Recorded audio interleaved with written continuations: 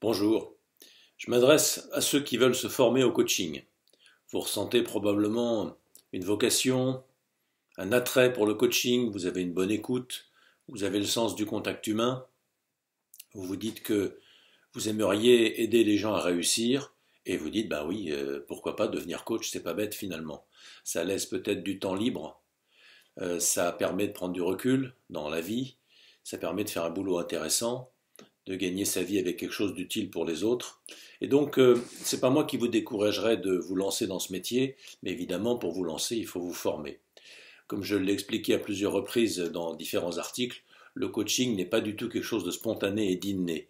Ça procède de tout un tas de techniques et de méthodes qui sont un peu artificielles, j'ai pas peur de le dire, dans le sens où, dans la vie quotidienne, on ne pratique pas spontanément ce genre de technique de coaching, même si, quand vous ne connaissez pas encore le coaching, vous en avez une idée qui est fausse et vous vous dites, bah si quand même, dans la vie quotidienne, on pratique ce genre de trucs.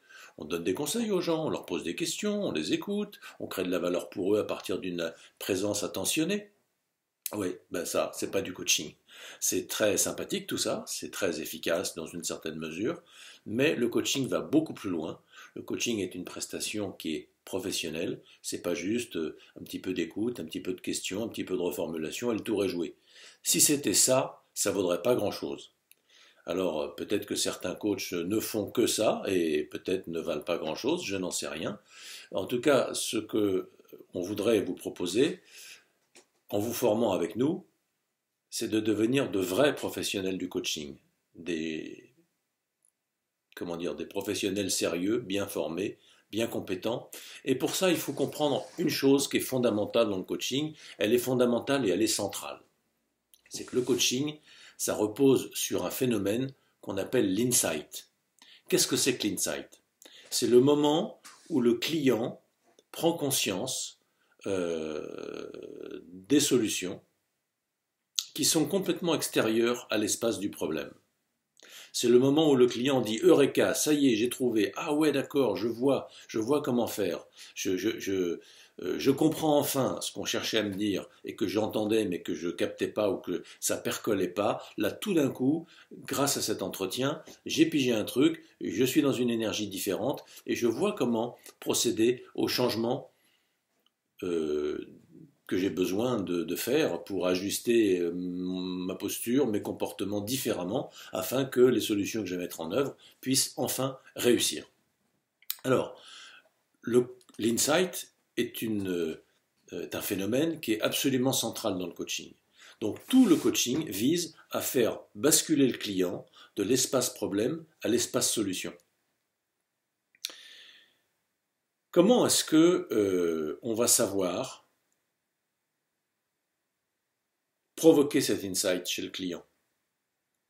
Eh bien, cet art de faire basculer le client, lui faire changer de point de vue, lui faire changer de posture, lui faire changer d'énergie d'une certaine manière, c'est à partir d'une écoute très spécifique au coaching, qui est une écoute du processus et non pas une écoute du contenu, comme on dit dans la littérature à propos du coaching. Qu'est-ce que ça veut dire concrètement? Ça veut dire que vous n'allez pas écouter ce que le client vous dit. Aussi paradoxal que ça paraisse, vous allez bien sûr entendre ce qu'il vous dit. Vous n'aurez pas d'effort à faire pour ça. Le client va vous raconter un certain nombre de choses, et en particulier, il va vous raconter son histoire.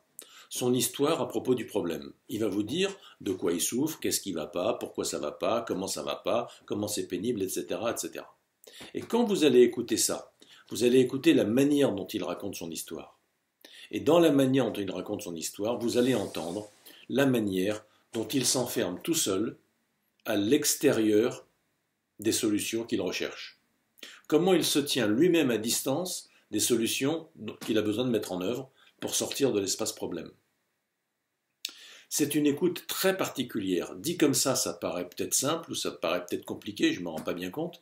Il faudra que je réécoute la vidéo. Mais en tous les cas, comment vous allez trouver l'intuition, l'inspiration pour, en écoutant la façon dont le client raconte son histoire, vous dire tiens, voilà comment il s'enferme en dehors des solutions.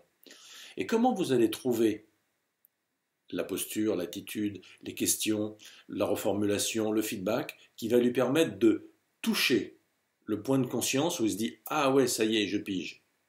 Je comprends comment je me tiens moi-même à l'écart des solutions.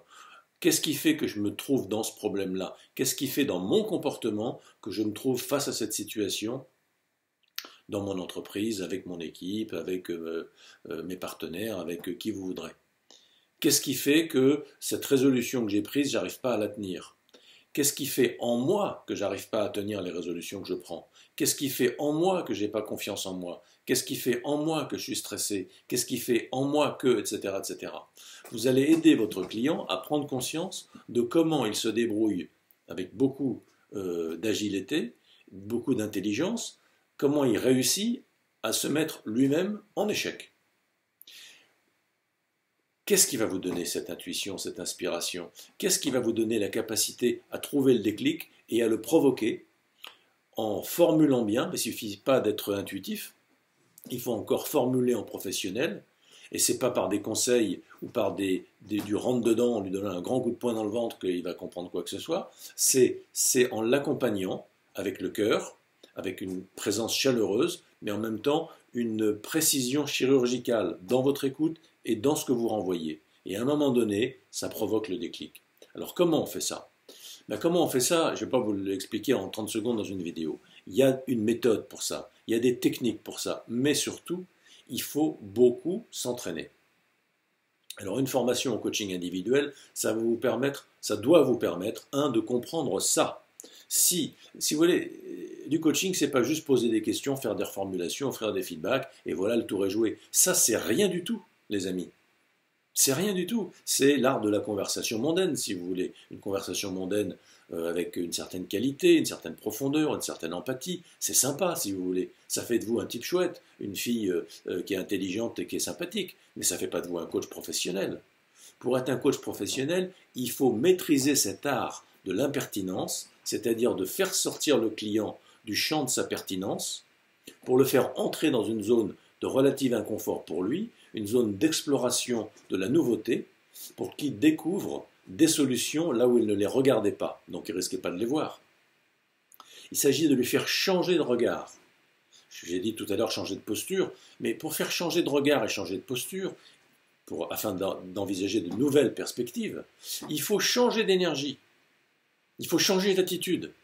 Comment vous allez aider votre client? Rien qu'en bavardant, entre guillemets, comment? Par une conversation, par une qualité d'écoute, par une qualité de présence, par certaines choses que vous allez lui renvoyer, qui doivent être précises, qui ne doivent peut-être pas être trop nombreuses. Il faut qu'il y ait quelques interventions seulement, pour ne pas dissoudre, pour ne pas noyer, pour ne pas disperser.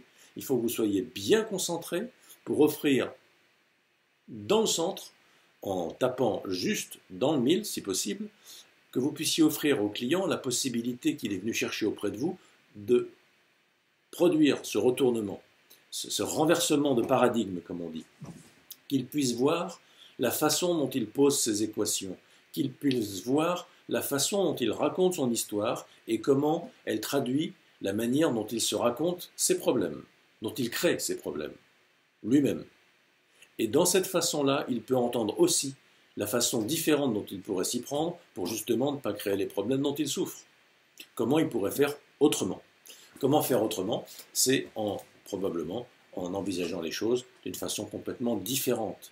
Et une façon différente, laquelle? Alors ça, c'est l'art de la deuxième partie du coaching. Une fois que vous avez provoqué le doute, l'ouverture du cadre de référence par des questions puissantes, comment vous allez ensuite accompagner le client à construire un nouveau cadre de référence, un nouveau système de pensée et de croyance qui vont articuler de nouveaux comportements qui seront à même d'atteindre les résultats qu'ils visent. Alors, je voulais vous dire ça. Une bonne formation coaching individuel, ça vous apprend d'abord que c'est ça le coaching et que ce n'est pas autre chose. Parce que, pardonnez-moi de vous dire ça, mais je vois des collègues coachs qui viennent en supervision et dont j'ai l'impression, parfois du moins, que leur façon de travailler, c'est de se mettre à l'écoute et de poser des questions. Mais ça ne suffit pas. Comme je vous le disais tout à l'heure, ça ne sert presque à rien à la limite. Ça fait perdre du temps au client. Si vous posez des questions sur le problème, si vous posez des questions sur le contexte, vous allez comprendre, mais ça ne sert à rien de comprendre. Celui qui doit comprendre quelque chose, ce n'est pas vous, c'est le client. Et en fait, le client, il n'a pas besoin de comprendre grand-chose. Le client, il a besoin de voir comment faire différemment. Pour ça, il n'a pas besoin de comprendre quoi que ce soit. Donc, comment est-ce que vous allez obtenir ça? D'abord en sachant que c'est ça qu'il faut obtenir. Ça, c'est la première des choses. La deuxième chose, c'est en connaissant la méthode et en vous entraînant aux différentes techniques de communication qui ne sont absolument pas spontanées, absolument pas naturelles. Elles sont artificielles comme toute technique professionnelle. Il faut les repérer, et les apprendre et s'entraîner beaucoup. Franchement, si vous entraînez pas beaucoup, il ne faut pas rêver, vous n'allez pas devenir coach comme ça. Et on ne naît pas coach comme Obélix tombe dans la potion magique quand il est petit. Ça n'existe pas. On peut naître avec une certaine ouverture de cœur, une certaine empathie naturelle. On peut naître avec une capacité intellectuelle qui fait que votre écoute est fine, que votre écoute est profonde. Vous avez peut-être acquis par la vie ordinaire une maturité émotionnelle tout à fait remarquable. C'est très bien, ça va vous aider énormément dans le coaching, mais ça suffit absolument pas. Pour provoquer l'insight, il y a des techniques, il faut les apprendre. Évidemment, celui qui connaît les techniques, mais qui n'a pas cette écoute, qui n'a pas cette humanité, qui n'a pas cette qualité de présence, qui n'a pas cette profondeur d'écoute et qui n'a pas ce tact dans la façon de formuler les questions, il va poser des questions qui seront crues, qui seront rudes, qui seront peut-être intelligentes, mais qui ne vont pas passer la rampe. Ça ne va pas provoquer l'effet recherché parce qu'elles vont être irritantes pour le client. Donc il faut les deux, si vous voulez. Il faut de la qualité d'être, de la qualité d'humanité pour créer une relation de confiance, j'oserais dire même d'amitié, même s'il n'y a pas de confusion dans la relation de coaching. On n'est pas amis au sens où on va prendre des barbecues le week-end avec les copains, etc. Le client, c'est le client et il le restera et c'est très bien ainsi. Néanmoins, il y a une relation affectueuse, il y a une relation d'amitié, même si on ne devient pas des copains. Voilà. Mais ça, si vous voulez, c'est l'art du coaching, c'est l'art de nouer une relation ponctuelle qui va provoquer l'insight et qui va permettre au client de repartir assez vite sur sa trajectoire avec une énergie renouvelée. Comment est-ce que vous provoquez ça en quelques séances seulement? Ça, c'est ce qu'on vous propose d'apprendre dans une formation en coaching individuel que vous trouverez sur nos sites Énergie Training et Origine. Sur le site origine.fr, vous trouverez le détail de cette formation en coaching individuel. Voilà. J'arrête là pour celle-ci. Je vous en ferai une ou deux autres dans la foulée.